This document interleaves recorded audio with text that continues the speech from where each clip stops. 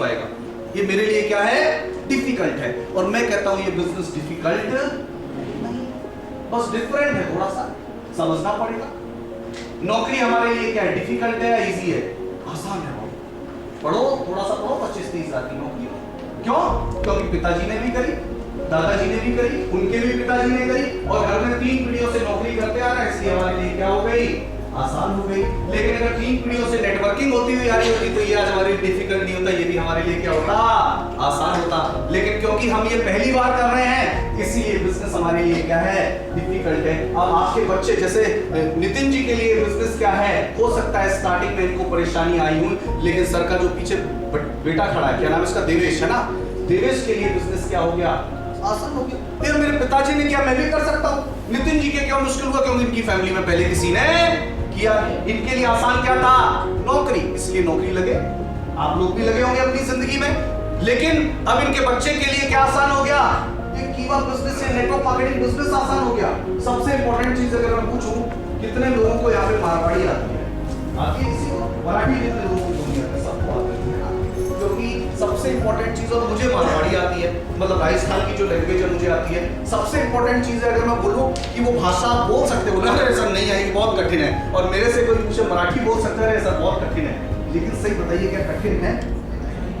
आप क्यों सीखे? क्योंकि बचपन से उस माहौल में आप क्या हुए, पले बड़े, मराठी घर में पैदा हुए, आप यहाँ पे रहे, इस माहौल में रहे, इसलिए बोलना सीख गए। मैं उस माहौल में रहा, इसलिए वो बोलना सीख गया। इसीलिए मैं कहता हूँ सबसे इंपॉर्टेंट चीज है, जिस तरीके से भाषा कोई भी कठिन और सरल नहीं होती है, भाषा कोई भी डिफिकल्ट नहीं होती, बस क्या होती है, डिफरेंट होती है। क्या होती है, डिफरेंट होती है। इसी तरीके से नेटवर्क मार्केटिंग बिजनेस क्या नहीं होता है, डिफिकल्ट नहीं होता है, क्या होता है, डिफरेंट होता है। क्योंकि बचपन से हम नौकरी वाले माहौल में रहे हैं, तो सीखेंगे क्या, नौकरी सीखेंगे ना, नौकरी। और इसी तरीके से जैसे आज मारवाड़ी कठिन लग रही है, तो हमें नेटवर्क मार्केटिंग भी क्या लगता है, कठिन लगता है।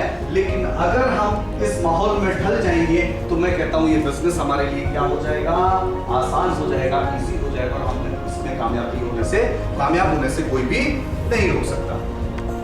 अब आगे बढ़ते हैं। सवाल ये उठता है कि काम आदमी जिंदगी 2 ही वजह से करता है, या तो उसके लिए क्या बन जाए, वो जरूरी बन जाए, या फिर क्या बन जाए, मजबूरी। या तो आदमी के लिए कोई मजबूरी हो, या फिर वो काम करना उसके लिए क्या हो, जरूरी हो। यानी कि या तो हो उसकी नीड, या फिर उसका हो ड्रीम। या तो नीड हो या फिर ड्रीम हो, दोनों ही वजह आदमी को अपनी जिंदगी में आगे बढ़ाती हैं। अब सबसे इंपॉर्टेंट चीज ये है कि आप अपनी जिंदगी में किस चीज के लिए कीवा बिजनेस कर रहे हो, ये आपको सोचना पड़ेगा। आप अपनी जिंदगी में कीवा बिजनेस से क्या पाना चाहते हो, ये आपको सोचना पड़ेगा कि आपके लिए कीवा बिजनेस मजबूरी है या आपके लिए कीवा बिजनेस जरूरी है। और दोनों में से कोई एक वजह होगी तो आप इस बिजनेस में कामयाब हो जाओगे। अब बहुत सारे लोगों की ना तो मजबूरी होती है ना जरूरी होती है। काम किसके लिए कर रहे होते हैं, टाइम पास के लिए। किसने जोड़ दिया, नितिन जी ने जोड़ दिया, इसलिए कर रहा हूं।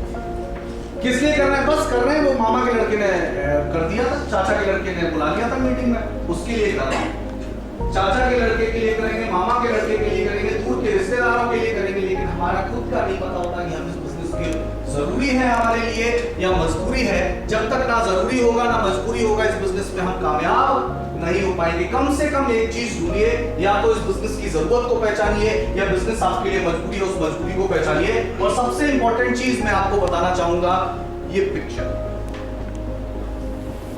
देखिए, बहुत सारे लोगों ने, मैं आपको बताना चाहूंगा कि ये लगान मूवी आपको सिखाती है कि कामयाब होने के लिए सपना होना जरूरी है। कामयाब होने के लिए ज्ञान की जरूरत नहीं है, कामयाब होने के लिए ज्ञान उतना जरूरी नहीं जितना जरूरी क्या है, सपना जरूरी है। ये लगान मूवी आप सभी लोगों ने देखी होगी, और ये क्रिकेट मैच तो बहुत यादगार होगा। ये क्रिकेट मैच आपने देखा होगा, देखा है। एक तरफ तो थे अंग्रेज फिरंगी और एक तरफ थे हमारे हिंदुस्तान के गांव वाले, है ना। एक तरफ तो थे अंग्रेज और एक तरफ थे गांव वाले। और अंग्रेज क्रिकेट खेलना जानते थे या नहीं जानते थे, बहुत अच्छी तरीके से। क्रिकेट के क्या हुआ करते थे, मास्टर हुआ करते थे। क्रिकेट उन्होंने ही बनाया था और क्रिकेट को पूरा सीखते थे, क्रिकेट की एक एक बारीकियां जानते थे। लेकिन गांव वालों ने कभी बैट भी हाथ में पकड़ा नहीं था। लेकिन जब लास्ट में मैच होता है और लास्ट में जब पिक्चर में आप जाएंगे तो जीता कौन है, गांव वाले। कौन जीता है, गांव वाले जीते हैं। यानी कि जो क्रिकेट खेलने का एक्सपर्ट थे, जिन्होंने क्रिकेट को इजाद किया, जो इतनी बारीकियां क्रिकेट के जानते थे, जिनके पास नॉलेज भी था, जो सब कुछ कर रहे थे, लेकिन फिर भी क्रिकेट के मैच में क्या हो जाते हैं, हार जाते हैं। और जो गांव वाले जिनको क्रिकेट का कोई भी ज्ञान नहीं था, लेकिन फिर भी क्रिकेट के मैच में क्या हो जाते हैं। अब इसके बीच अंतर है। अंग्रेज जो क्रिकेट खेल रहे थे वो खेल रहे थे टाइम पास करने के लिए। किसके लिए खेल रहे थे? टाइम पास करने के लिए। अंग्रेज क्रिकेट खेल रहे थे नीचा दिखाने के लिए, टाइम पास करने के लिए। लेकिन जो गांव वाले क्रिकेट खेल रहे थे वो खेल रहे थे मजबूरी के लिए। किसके लिए खेल रहे थे? मजबूरी के लिए। अगर क्रिकेट में हार जाएंगे तो बाप दादाओं की जो जमीन है उस पे अगले 3 साल तक क्या देना पड़ेगा? लगान देना पड़ेगा। और वो इस सपने के लिए, इस मजबूरी के लिए या इस जरूरत के लिए उस क्रिकेट को खेल रहे थे। और लास्ट में जीतता कौन है? मजबूरी जीतती है या फिर टाइम पास वाले लोग जीतते हैं? मजबूरी जीतती है। यानी जीतते कौन है? गांव वाले जीतते हैं। और डियर फ्रेंड्स, हमारी जिंदगी में भी ये चीज बहुत सही साबित होती है। आप अपनी जिंदगी में तब तक कामयाब नहीं होंगे जब तक आपके पास या तो सपना नहीं होगा या आपके पास कोई जरूरत नहीं होगी। यानी या तो मजबूरी नहीं होगी या कोई जरूरी नहीं होगा, तब तक आप अपनी जिंदगी में कभी भी कामयाब नहीं हो सकते। और दुनिया में जितने भी लोगों के बारे में आप पढ़ेंगे, उन सभी लोगों के कामयाबी के पीछे यही एक वजह है। अब सवाल ये होता है, सपना कैसा होना चाहिए, ड्रीम कैसा होना चाहिए।